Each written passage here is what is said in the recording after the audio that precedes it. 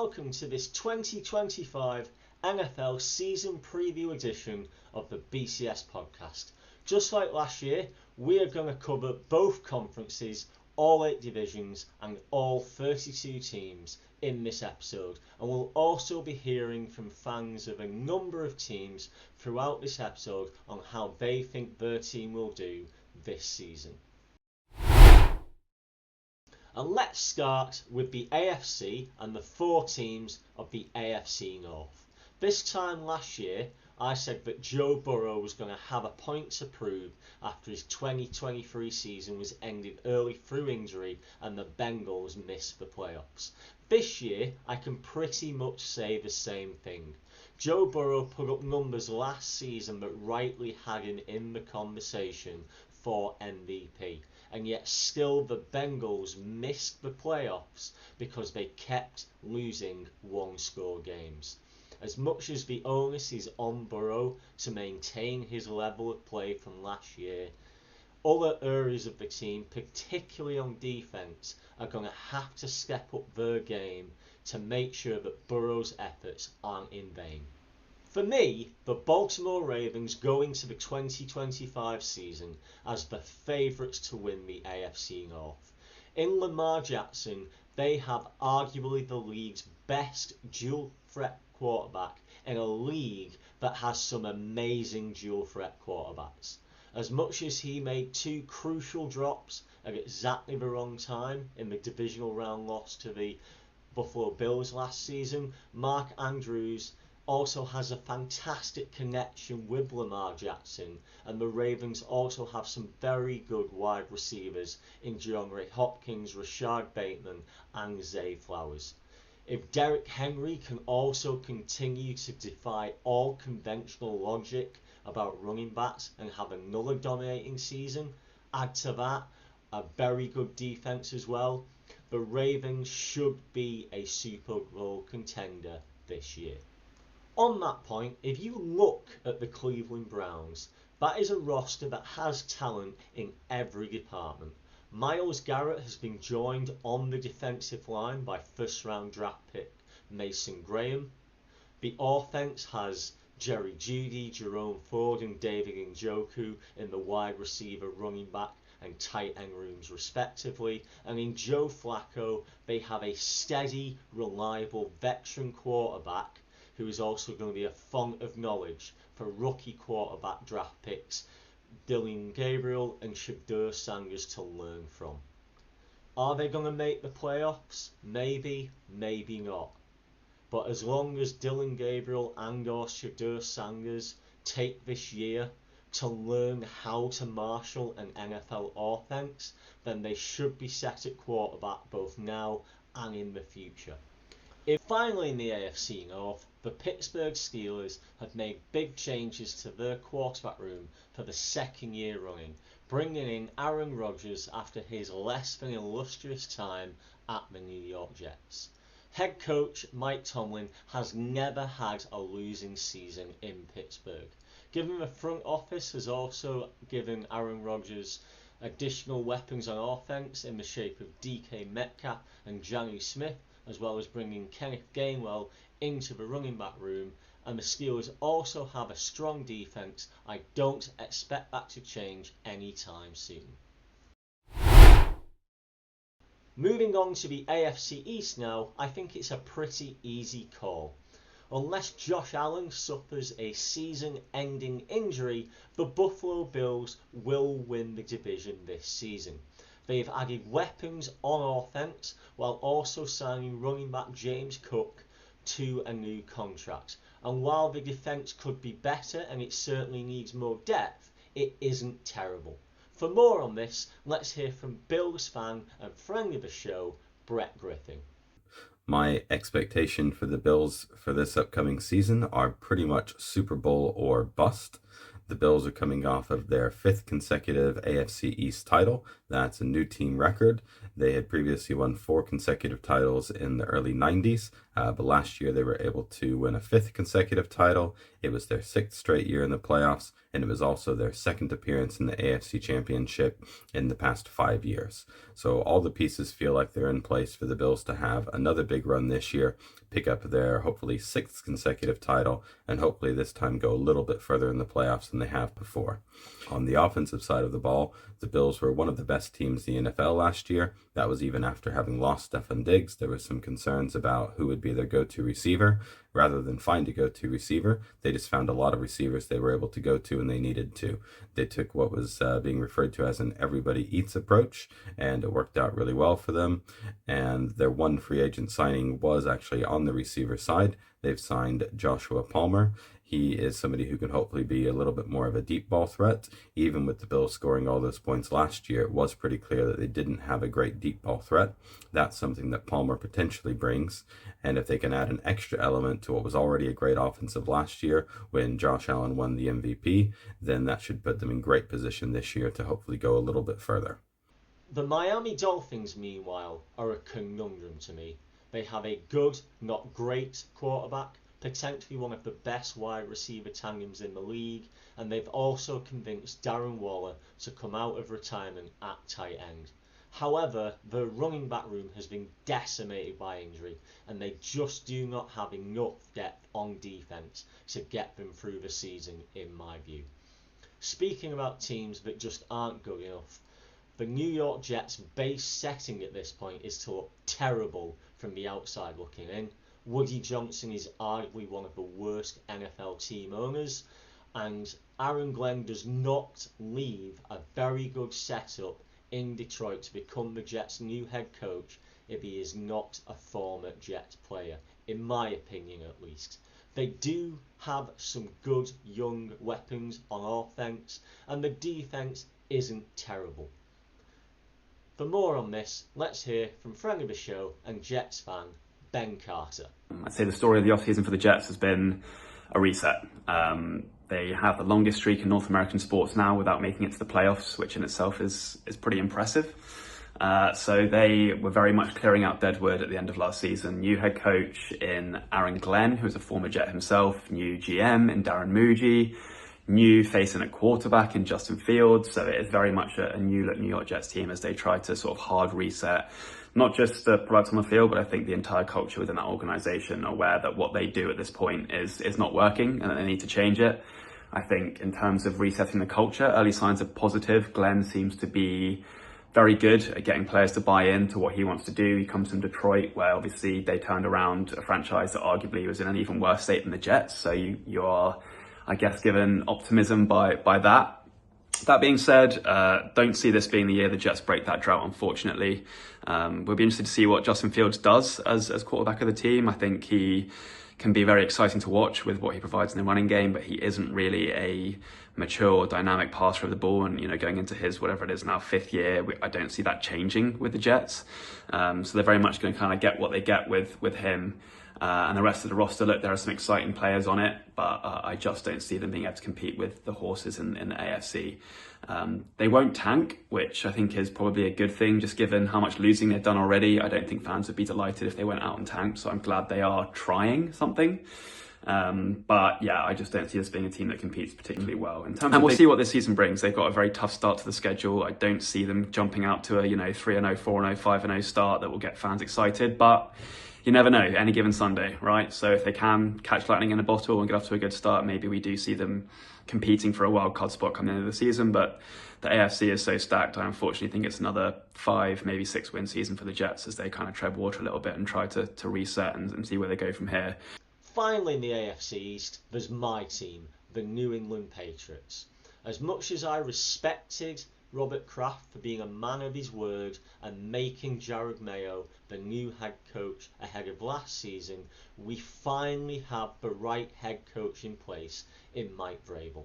Coach Vrabel is a 3-time Super Bowl winner as a Patriot. He is steeped in the Patriot way, and most importantly, he is a proven NFL head coach, having been the head coach of the Tennessee Titans for 6 seasons. Coach Vrabel has already improved the roster, which was not a terrible thing to do. We now have a defence that was decent last season, but it lacked depth, and that has had some quality bodies added to it.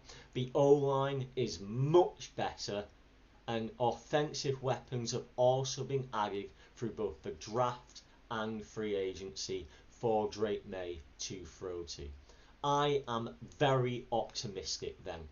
As much as any improvement by the Patriots would be welcome, I think such is the amount of improvement that has been put in place, not just through the players that have been brought in, but also by the fact that Coach Vrabel has brought back Josh McDaniels to New England to be the new offensive coordinator again. Such is the improvement that has been made in all areas. I think that the Patriots could just about scrape in to the AFC playoffs as a wild card if we get a little bit of luck along the way.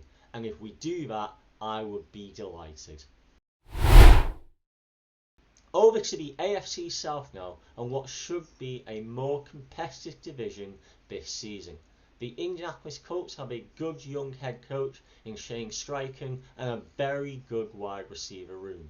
For me, Daniel Jones is a much better quarterback than he is given credit for too, and he's also coming into a fresh start in Indiana alongside a quarterback in Anthony Richardson who is much different to him, meaning the Colts can bring both in situationally and get the best out of their quarterback room.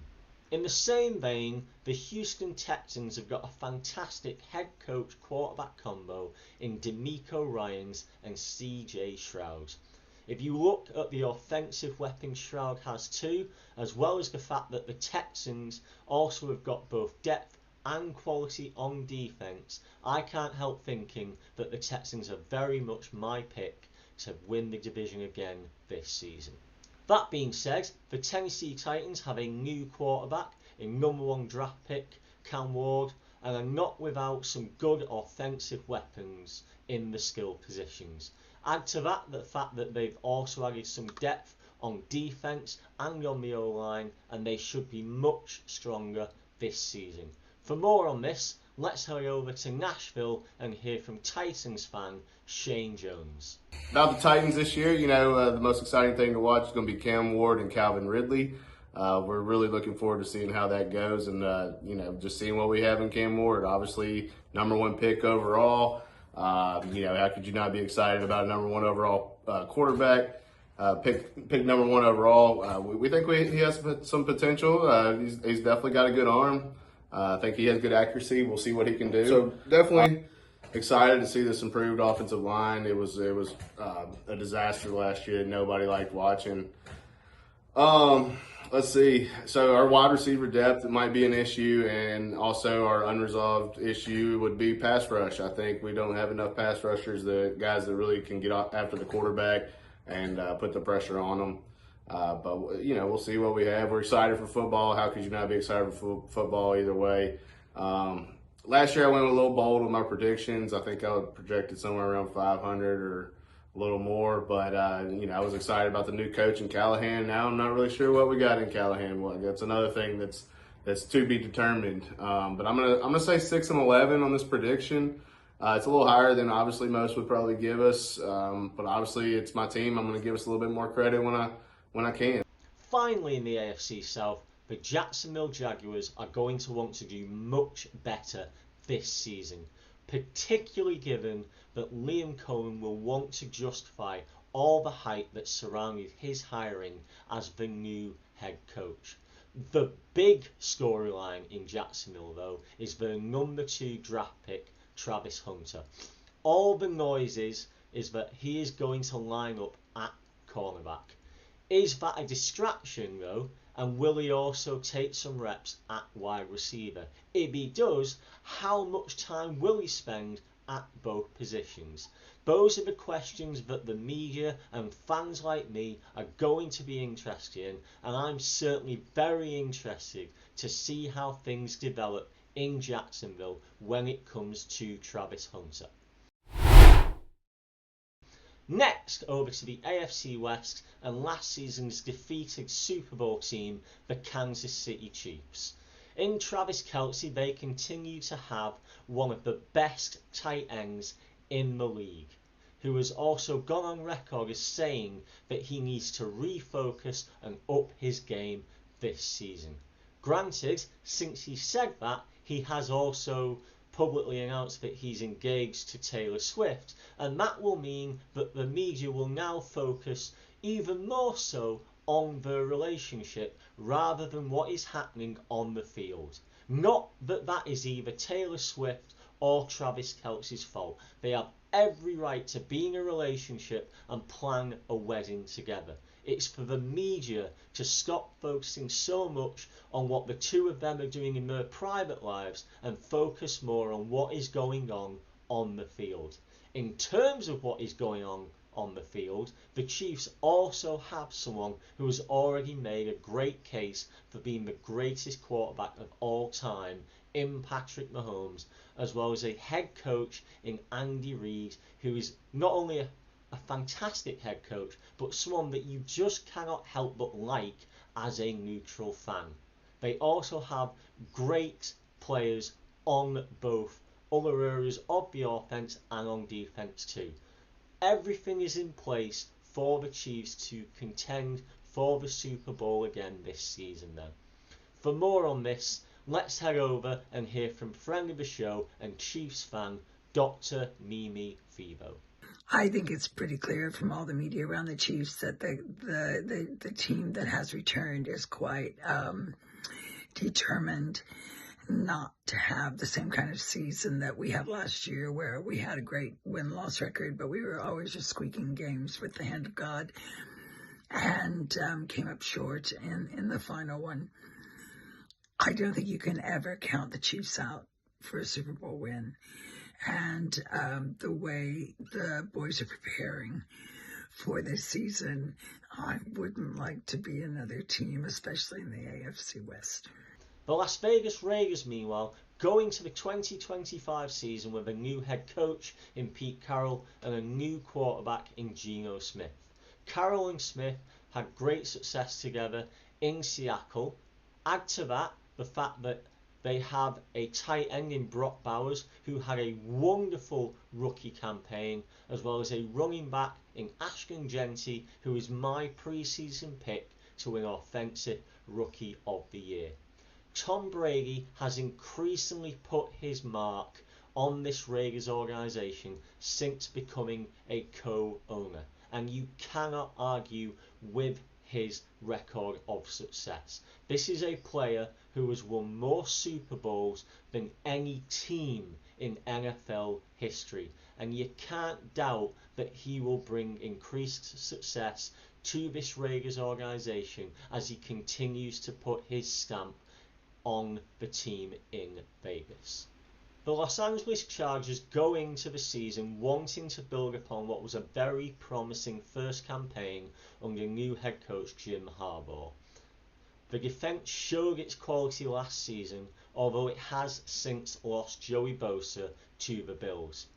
That's not to say that they don't still have a good defence though, and they've also brought back Keenan Allen to be an added weapon for Justin Herbert to target alongside someone like Ladd McConkey, who himself had a very good rookie season. They won't win the division, the Chiefs will, but there is every chance that the Los Angeles Chargers could make the playoffs again. Finally in the AFC West, there is the Denver Broncos, who had a much better season in 2024 than I thought they would. Bo Nix played very well, he has got some very good weapons on offense, and Sean Payton finally started to show why he is a Super Bowl winning head coach. It took a while for Sean Payton to show his class in Denver, but he finally seems to have got the formula right. It is just a shame for him and the rest of the Denver Broncos that they are in what could very well be the strongest division in the AFC this season. On to the NFC now, and what should be the strongest division in the conference this season, the NFC North. The Chicago Bears did not have a good season last year, but they have now brought in one of the strongest offensive minds in the game in Ben Johnson. Johnson's first task is going to be to get the best out of Caleb Williams and show why the Bears picked Williams last year as the #1 draft pick. Williams was chosen to be the Bears' new generational quarterback, and he certainly showed glimpses of that last year. If Johnson and the Bears' new offensive coordinator Declan Doyle can get the best out of Williams and also get the offense to buy into the scheme, I'm looking at you, DJ Moore, then there is no reason why good fortunes cannot return to the Bears. Having won the NFC North again last year, the Detroit Lions then lost out to the resurgent Washington Commanders in the divisional round. They will want to bounce back then, and they continue to have all the tools on offense to do that. Add the fact that Aiden Hutchinson is back, and they should be a force to be reckoned with this year. That being said, they have lost both their offensive and defensive coordinators to head coach roles elsewhere, and so the need to learn new schemes on both sides of the ball could hinder their progress, particularly early in the season.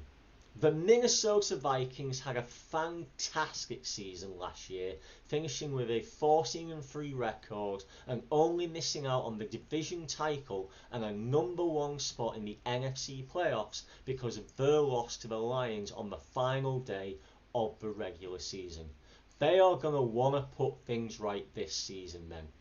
We've seen in recent years that seemingly any quarterback, Kirk Cousins, Josh Dobbs, or Sam Darnold, can do well in head coach Kevin O'Connell's Vikings offense. The signs are good for JJ McCarthy then, and if JJ McCarthy gets hurt, the signs are also good for the new backup quarterback Carson Wentz, who may even have a Wentz naissance in Minnesota.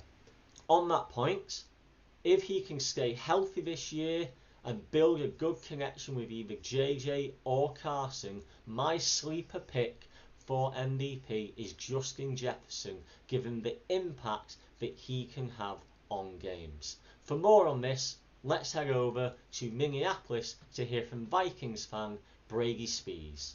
This offseason was really about fixing the trenches. If you saw the last 2 games the Vikings played last year was against the Rams and the Lions, and it was very apparent that our offensive line was a big problem, just holding up in protection. And also, our defense line just could not stop the run. So our big acquisitions this year were Will Fries and Ryan Kelly from the Indianapolis Colts. Both of them came over here, along with drafting guard Donovan Jackson in the first round. And then on defense, we got Jonathan Allen and Javon Hargrave. And so you add those 2 guys to what was already a very elite duo in Andrew Van Ginkel and Jonathan Grenard, and the front 7 really of this Vikings defense is probably going to be one of the biggest strengths of the team. Now the biggest question is definitely JJ McCarthy. Obviously he missed last year with torn meniscus, and now it's really this roster is set to make a run at a playoff, maybe Super Bowl, who knows. It's hard to say that as a Vikings fan, but it really is up to JJ McCarthy and how he looks. Obviously we just traded for Adam Thielen, so adding another weapon to that offense that already had Jordan Addison and Justin Jefferson.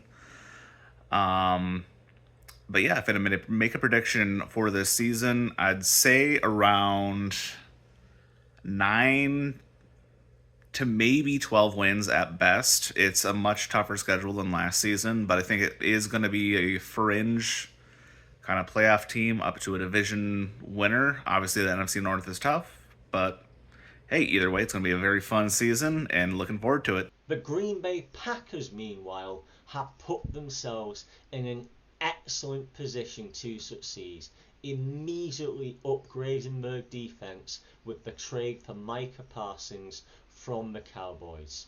Head coach Matt LaFleur had already built a very good system in Wisconsin, and they continue to have some very good young weapons on offense. It is just a shame for them that the NFC North is so strong this year. Although that being said, there is every chance that multiple teams from the NFC North could make the playoffs this year. Over to the NFC East now, which will be the focus of this year's edition of Hard Knocks in season. The defending Super Bowl champions, the Philadelphia Eagles, have retained the vast majority of last season's key pieces. If they can now weather the loss of their offensive coordinator, Kalen Moore, who has taken the head coaching role in New Orleans, then they should be okay then. For more, let's hear from Jessie Deopp. Honestly, they have one of the toughest schedules to face, and they have a new offensive coordinator, but I think the Birds are absolutely going to crush it. The offense is stacked, the defense is young, and they are hungry, and Jalen Hurts is looking like an MVP. Always, right? He's always looking like an MVP. So, with that being said, go Birds, and Philly has the best fans in the world. The Washington Commanders got to the NFC Championship game last season thanks to the amazing campaign put together by Offensive Rookie of the Year, Jaden McDaniels. The Commanders in many ways were the surprise package of last season, and they are going to want to build upon that. They have a strong roster, thanks in no small part to the contract extension just signed by Terry McLaurin and the addition of Thebo Samuel. While they are in a very tough division, I am certainly backing them to make the playoffs again this season then. For more on this, let's hear from Commanders fan and co-host of the Hail on 3 podcast, Josh Edwards. Personally, I think Laramie Tunsil trade for a premier left tackle is extremely exciting. Shores up the offensive line, gives Jaden Daniels protection he needs on the blind side.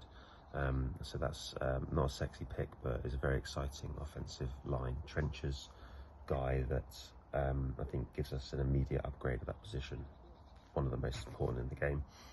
I'm also very excited about Thebo Samuel actually. So a lot of people sleeping on Thebo, I think because he's had such a checkered injury history, of course. I think lots of people are sort of been bitten by him in fantasy football and stuff like that, but he looks in good shape. I think he's a hell of an explosive player. He is playing with the best quarterback he's ever played with, and he's in an offensive scheme which I think will be able to utilise him very well, both out of the backfield but also stretching the field, which I think people will be a bit surprised at this year. I think you'll see him down the field and running the full route tree in Kingsbury's offense. I think we surprised a lot of people when we traded Brian Robinson Jr. for just a 6th round pick to San Fran last week. The running back who had another good season last year. I think ultimately though they want more explosive players from the backfield, and even though Brian Robinson Jr. is a good guy and dependable back, he wasn't the home run hitting back that they needed in that space. So you're going to see running back by committee. I think this is an unresolved issue. One of the unresolved issues you asked me to kind of bring up is how the backfield will operate. You have Austin Eckler, obviously the veteran, savvy pass catching back with good pass protection. You have Chris Rodriguez Jr., who's finally maybe getting a shot in the league to be a bit more of a workhorse back in Robinson's departure. And you have Corey Krosky-Merritt, 7th round pick, who didn't play last year in college because of an eligibility issue, but they love him. They think he's a steal in the draft. He might have been a 3rd rounder or something in their head, who went in the 7th because of his lack of play time last year and a bit of you're drafting the potential and the previous tape rather than the most recent tape. So that's very exciting. I think you're going to see, backfield by committee. Don't necessarily draft a Washington running back in fantasy football early because we don't really know how it's going to shake out. So I think that's one unresolved issue. In terms of the prediction for the season, so a lot of people are predicting that sort of sophomore slump for Jaden Daniels and the team. It is a harder on paper schedule, although I won't really go too much by that because I things change mid-season, injuries, teams that look great on paper suddenly to have a quarterback, which is kind of what happened last season and why we were able to kind of win so many games, I think, because of the way some teams kind of fell off a cliff, and we were lucky to play them when we did. So I don't take too much into the schedule, but I would, note that there's some tough games on there in terms of divisions and matchups we've got. Obviously, the division itself is tough because we have the reigning Super Bowl champs in Philly, Dallas in the regular season, always a tough game, likely to be in and around the playoff mix. In spite of having traded Micah Parsons, I still think that that defense isn't great, and what was his actual upside to them relative to the kind of compensation they could get. I actually like that trade for them, as a side note. But yeah, so I think it's going to be tough, but I don't see the sophomore slump happening as much as others. I think Jaden Daniels is a truly top 3 to 5 elite quarterback in this league. I think people will see that this year. Meanwhile, the New York Giants need to bounce back after having a terrible campaign in 2024. In fact, team owner John Mara has even said that the jobs of GM Joe Shane and head coach Brian Daboll will be on the line if they don't. They are helped in no small part by the fact that they have drafted well again. In particular, Abdul Carter is my pre-season pick for Defensive Rookie of the Year, given that he's going to be part of what looks like a very good defense. And also, both Malik Neighbors and Tyrone Tracy are entering their second seasons after having very good rookie campaigns. For more on this, let's head over to Long Island to hear from Giants fan and British expat Ross Worsley. Had some pretty notable free agent signings with Russell Wilson, Jameis Winston coming in for quarterback. So that's also the most unresolved thing for this season is who is going to start and how long will they start for. So they seem to have picked Russell Wilson as starter for week 1, and we'll see how he does. I'm not really very confident in him lasting the full season. I think they are probably going to end up moving to Jameis Winston at some point, and then we also have 2 great first round picks in Abdul Carter and Jackson Dart, and I think Jackson Dart may end up getting some game time as well before the end of the season, because he's looked pretty good in preseason. Pretty excited about having him moving forward. It's definitely a different vibe this year, but no Daniel Jones at quarterback, so hopefully things will improve for us and a little bit more exciting this season.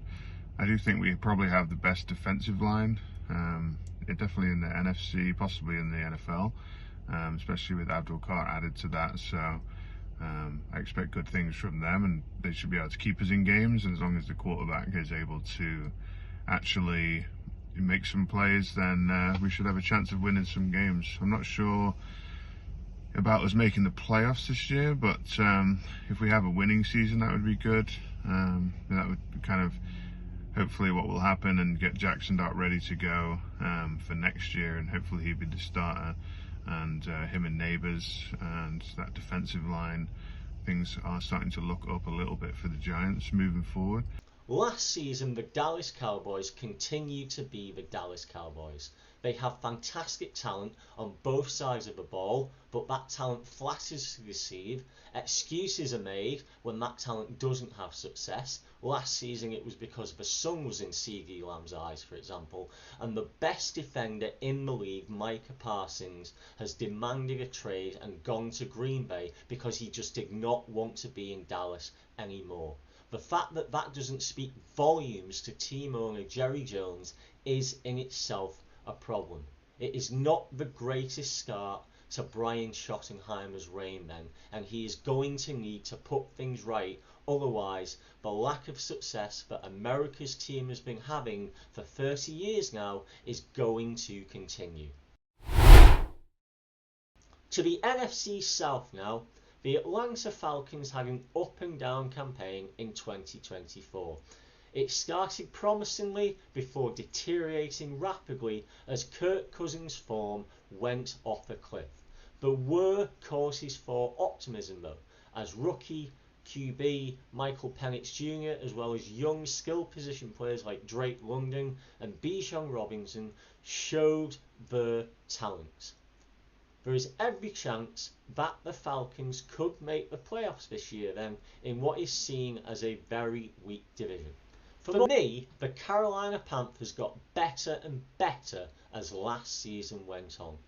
This is a team that has got a very good young head coach in Dave Canales and a quarterback in Bryce Young who came back fantastically well from being benched last season to show how well he can do in pressure situations. I have no doubt then that if the Panthers continue that upward trajectory this season, they very well could make the postseason. The New Orleans Saints have got talent on both sides of the ball and a much hyped coach in Kalen Moore in his first head coaching position. We cannot ignore the fact that Spencer Rattler has been named the starting quarterback though, when much better and more experienced quarterbacks are still rattling around in free agency though. Unless Kalen Moore has created a Vikings-like offense where any quarterback can do well surrounded by good skill position players, I do not expect the Saints to do well this season then. And if they do make the playoffs, it is because of the division that they are in. Speaking of who the NFC South division winners will be, I expect it to be the Tampa Bay Buccaneers. Baker Mayfield has done very well since he arrived in Florida and he is surrounded by some fantastic skill position players on offense, and the Buccaneers also have a very good defense. This is a team that has a lot of continuity to it in what is a weak division, and so I fully expect them to be the NFC South champions. Finally, to the NFC West. The Arizona Cardinals did far better last season than I was expecting them to. In Kyler Murray, they have a very good dual threat quarterback who is surrounded by some very impressive players in the skill positions. And the Cardinals also have a good defense. There is every chance that they could challenge for and maybe even win the division title then. Looking to play spoiler though would be Sean McVay and the Los Angeles Rams. They continue to have a very impressive offense even with the loss of Cooper Kupp in free agency. I described their offense last season as being sparkling, and I would say that that continues to be true now. In Matt Stafford, Puka Nacua and Kyron Williams, they had an outstanding offense, and they've then gone and added Devontae Adams to the mix. My goodness, should they do well. Speaking of sparkling offenses, the 49ers isn't too shabby itself. They certainly need some more depth at wide receiver, but Brock Purdy still has some fantastic weapons to throw to, and the 49ers also have arguably the best running back in the league in Christian McCaffrey. There are certainly some questions on defense, and the 49ers front office is going to have to ask itself some questions about what its priorities are if they want to retain Brock Purdy given the amount of money that they've handed out in recent years. I think that their offense will get them out of some jams this year, although I might be being over optimistic and we might start to see the decline of the 49ers organisation after what was a disappointing campaign last year that I put down to multiple injuries. On this, I think the Seattle Seahawks will have a disappointing campaign in 2025. They have a good head coach in Mike McDonald, but they have lost both DK Metcalf and Tyler Lockett, and I don't believe for a second that we will see the same Sam Darnold that we saw for the vast majority of 2024 in Minnesota. For me, the way Sam Darnold folded under pressure during that final regular season game against the Lions spoke volumes, and I think we will see more of that from him in Seattle this year. Mike McDonald is a good defensive head coach, and the Seahawks defense might help to keep them in games, but I think that we're in for a bad campaign this year from the Seahawks. With all that being said, let's end with some final thoughts from some of our contributors on who they think will make the Super Bowl this season. If I go with my head, then I'm probably going to say Eagles and Ravens. But as a Bills fan, I'm going to go ahead and go with my heart rather than my head. And I'm going to say that this is the year it finally happens and that the Bills get over the line and win the Super Bowl for the first time in my lifetime or anyone's lifetime for that matter. My Super Bowl pick would be the Baltimore Ravens. I think this is the year for them. We know how good Lamar Jackson is at this point. I think their defense is legit.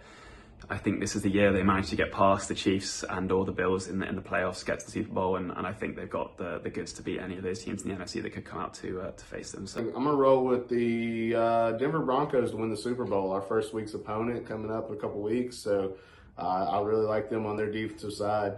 I think Bo Nix is the guy, and I think he's going to lead them to the Super Bowl. Buffalo Bills will win the Super Bowl this season. I think Josh Allen and the gang get it together, finally get over that hump and go all the way. My pick for the Super Bowl this year would be the Ravens because I think Lamar Jackson is going to be the best player in football. So we'll see what happens, but football's back and let's go, baby.